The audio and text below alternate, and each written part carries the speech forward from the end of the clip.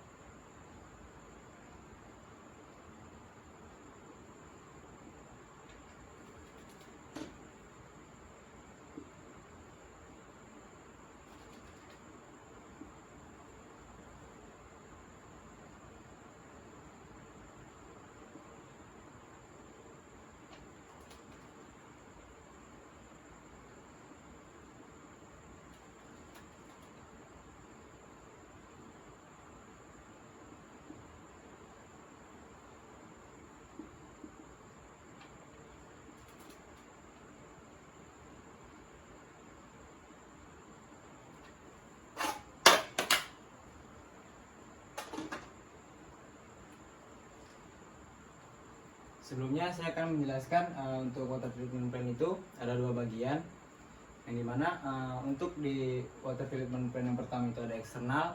Eksternal ini berfungsi untuk pengaliran air ke area domestik.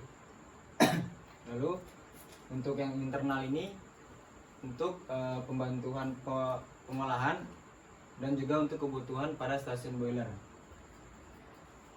Yang pertama saya akan menjelaskan water treatment plant untuk yang di eksternal. Yang pertama ada sungai, sumber air yang dipakai pada pabrik PT Agro Indomas itu dari sungai, lalu dipompakan di pompa intake menggunakan pompa intake, disalurkan ke waduk. Lalu dari waduk dipompakan lagi airnya itu menuju ke clarifier tank. Di clarifier tank ini ada injeksian chemical, yang dimana chemical tersebut ada soda as, alum, dan polimer. Untuk chemical soda as ini berfungsi untuk menetralkan pH. Untuk alum ini untuk membantu proses koagulan, yang dimana koagulan tersebut adalah untuk menarik partikel-partikel kecil pada air tersebut. Selanjutnya di sini ada polimer, di mana polimer ini berfungsi untuk proses floakulan. Untuk floakulan tersebut berfungsi sebagai penggabungan dari partikel-partikel yang sudah ditarik dari proses koagulan tersebut, agar proses pengendapan pada clarifier tank tersebut dapat lebih optimal. Untuk selanjutnya proses yang setelah dari clarifier tank ini ada water basin, di mana water basin itu berfungsi untuk tempat penampungan air sementara untuk dialirkan ke sand filter. Pada water basin ini terdapat pengedapan secara alami. Lalu air akan mengalir ke sand filter, yang dimana sand filter ini akan berfungsi untuk penyaringan air agar lebih jernih lagi menggunakan pasir kuarsa. Nah, itu dengan cara air pengumpanan air itu akan turun dari atas, dan untuk kotorannya itu akan terperangkap pada permukaan media. Untuk air bersihnya itu akan turun ke bawah lalu mengalir ke ground tank, yang dimana kapasitas ground tank pada PT Agroindomas ini 500 meter kubik. Untuk di ground tank ini berfungsi sebagai tempat penampungan air jernih sementara untuk dialirkan ke overhead tank. Selanjutnya pada overhead tank ini berfungsi untuk mendistribusikan air ke dua tempat, yang dimana tempat pertama itu ke tangki domestik untuk dibagikan ke perumahan. Yang kedua itu akan dialirkan ke softener untuk kebutuhan air pada boiler. Selanjutnya di sini saya akan menggambarkan dari proses-proses tersebut.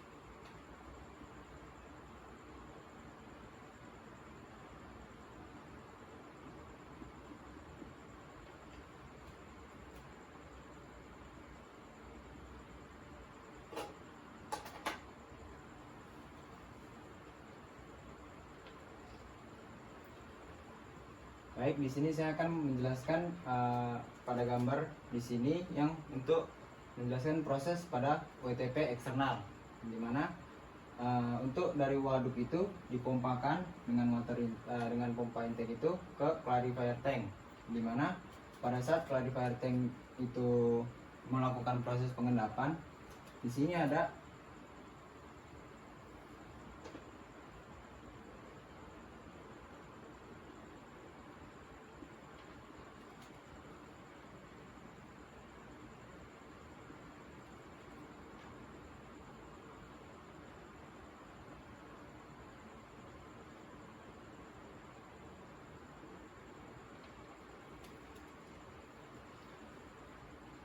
jadi pada saat pengiriman ke clarifier tank itu sudah diinjeksikan chemical alum, yang dimana chemical alum ini untuk membantu proses dari koagulan tersebut untuk mengikat partikel-partikel kecil dan untuk memudahkan proses pengendapan pada clarifier tank yang disebut koagulan.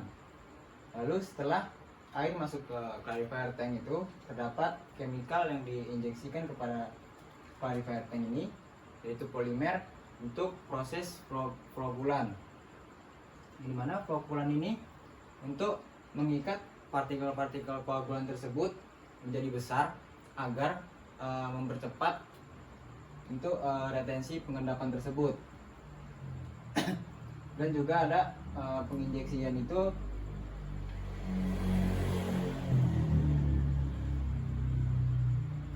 soda as untuk menetralkan pH pada air tersebut, yang dimana nantinya akan didistribusikan ke tangki domestik dan dipakai di area perumahan. Lalu selanjutnya di proses berikutnya itu ada di water basin, di mana water basin ini berfungsi untuk tempat penampungan air sementara. Maaf sebelumnya, untuk pengaliran air ke water basin itu menggunakan pipa yang berbentuk jamur dari clarifier tank agar melihat untuk aliran pengumpanan pada clarifier tank itu terlihat bagus atau optimal. Selanjutnya pada water basin ini terjadi proses pengendapannya itu secara alami. Air akan dikirim berikutnya itu ke sand filter, di mana sand filter ini menggunakan media pasir kuarsa untuk menyaring kotoran-kotoran padatan yang tak terlarut itu agar tidak terikut sebelum didistribusikan ke tangki domestik untuk area perumahan. Untuk di sand filter ini dengan cara kerjanya itu memberikan umpan air pada di atas vessel, yang dimana kotoran itu akan terperangkap pada permukaan media. Lalu airnya itu akan turun melalui bawah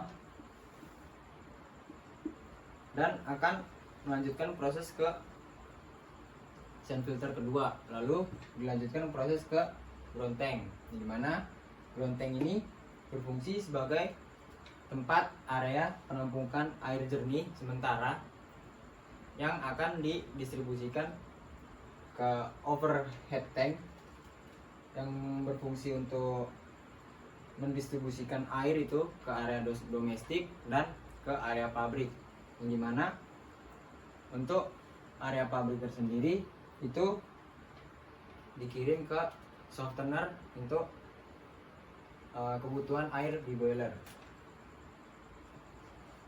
Selanjutnya saya akan membuatkan alur proses water treatment internal.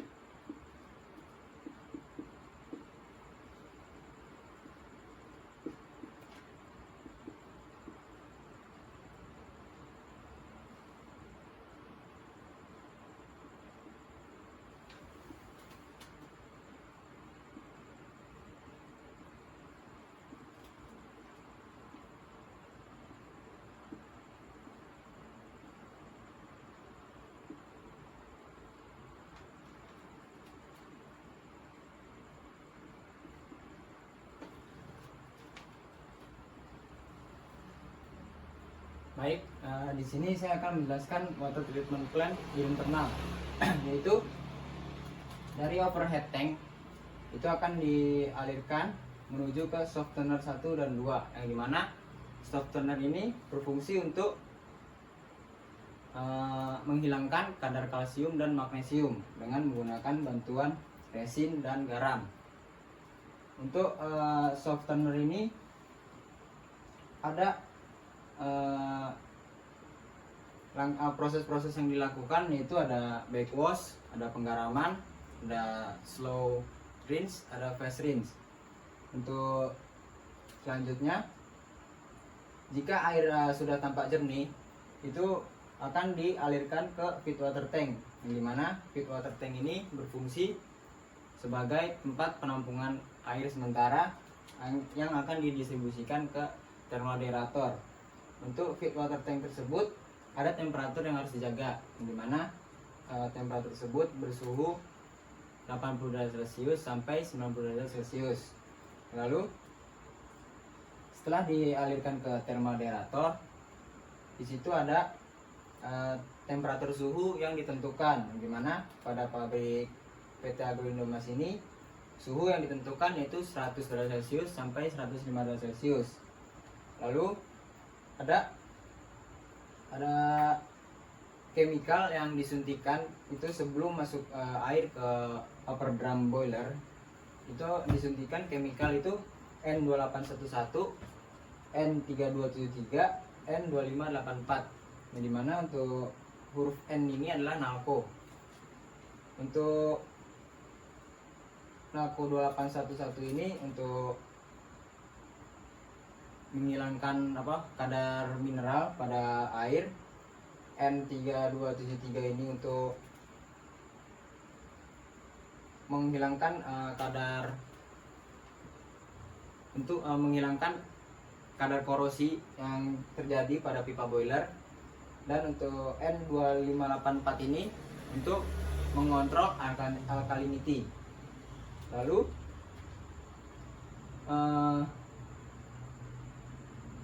air akan dihisap menggunakan vacuum aerator dan dikirim ke upper drum boiler. Di sini saya akan menggambarkan dari proses-proses tersebut.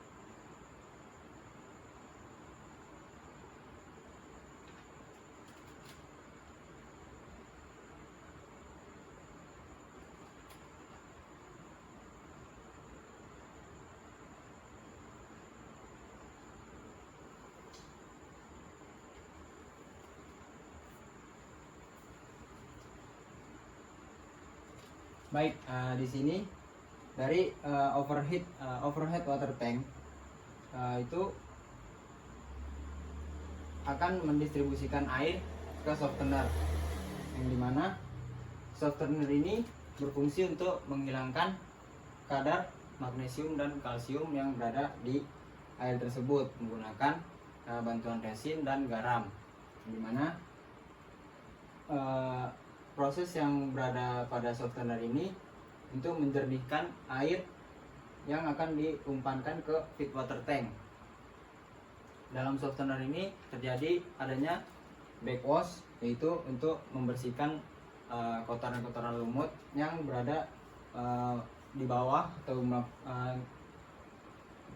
yang adanya pengendapan di bawah tangki softener, yaitu dilakukannya backwash untuk membersihkan dari endapan-endapan tersebut.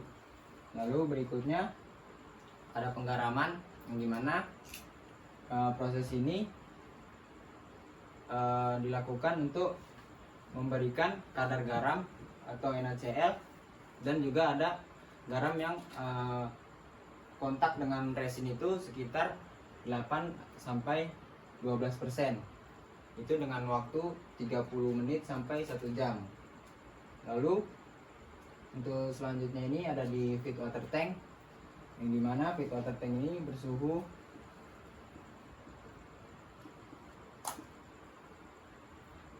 80 derajat Celcius sampai 90 derajat Celcius. Untuk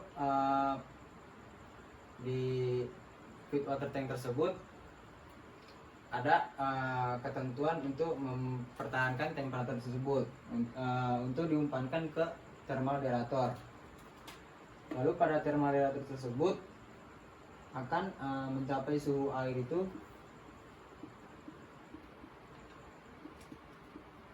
100 derajat Celcius sampai 105 derajat Celcius.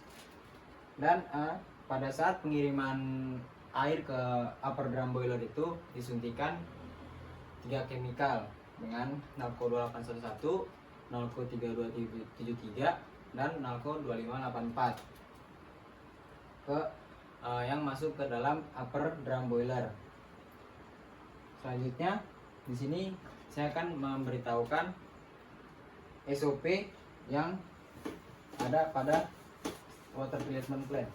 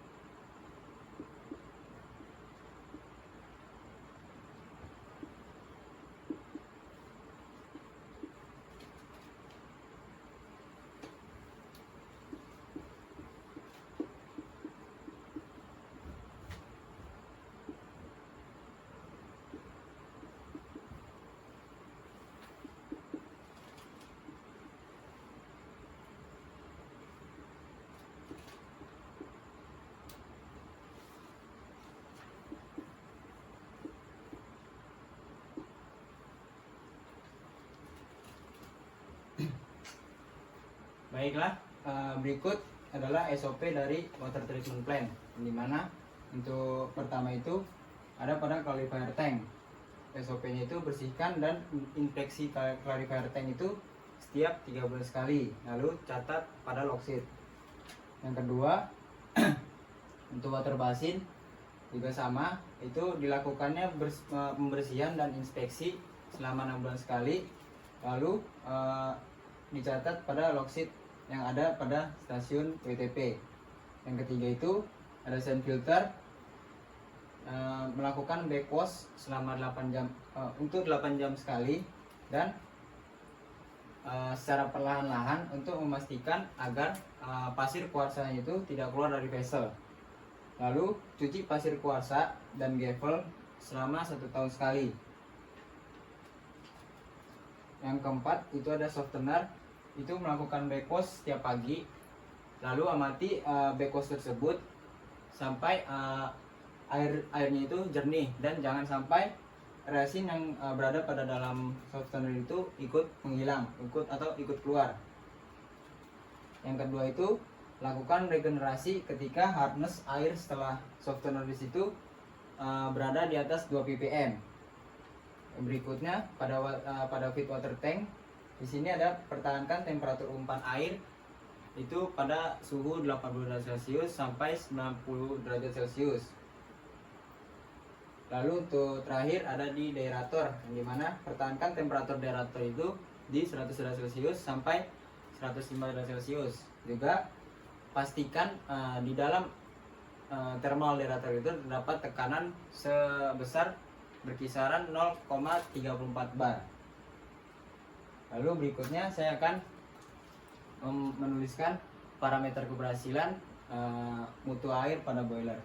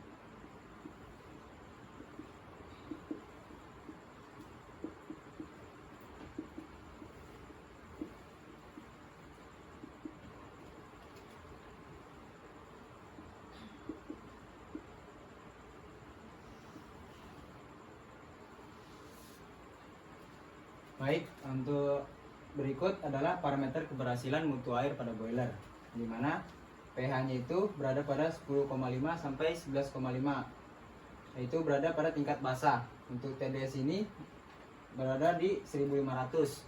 Untuk total hardness-nya itu dia di tingkat trace. Untuk conductivity-nya itu 2500 maksimal. Untuk M alkalinity-nya itu 800 maksimal.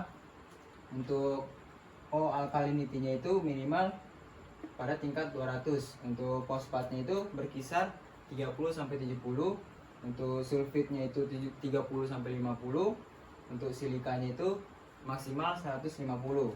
Dan terakhir untuk kandungan besi pada air boiler itu maksimal hanya 2. Selanjutnya di sini saya akan membahas troubleshoot pada water treatment plant internal, dimana itu ketika adanya kerak pada pipa air boiler yang diakibatkan tingginya total hardness pada kandungan air, yang dimana untuk tindakan yang kita lakukan itu adalah tadi harus dipastikan ya, total hardness itu tidak bisa di atas 2 ppm, dan jika total hardness itu di atas di 2 ppm itu segera melakukan regenerasi. Lalu selanjutnya saya akan membahas K3 pada stasiun water treatment plant, di mana untuk tingkat kemungkinan terjadinya kecelakaan itu ada di area-area stasiun yang memungkinkan untuk kita tergelincir atau area lantai licin. Lalu untuk APD yang berada di stasiun water treatment plant itu ada sarung tangan, ada helm, ada sepatu safety, untuk ada masker, juga ada wadah untuk pengambilan kemikal-kemikal yang dipakai pada water treatment plant maupun eksternal ataupun internal. Yang dimana untuk APD tersebut, helm safety digunakan untuk melindungi kita dari benturan-benturan kepala yang terjadi pada stasiun WTP. Untuk sarung tangan itu membantu kita pada saat untuk pengambilan kemikal-kemikal yang dipakai pada stasiun WTP. Nah, untuk selanjutnya itu ada sepatu safety untuk terhindarnya kita tergelincir pada area-area yang licin di stasiun WTP. Lalu selanjutnya itu ada masker untuk melindungi sistem pernapasan kita dari bahan-bahan kemikal yang berada pada di stasiun WTP. Mungkin itu saja dari presentasi saya stasiun water treatment tadi. Kurang dan salahnya itu saya mohon maaf. Wassalamualaikum warahmatullahi wabarakatuh.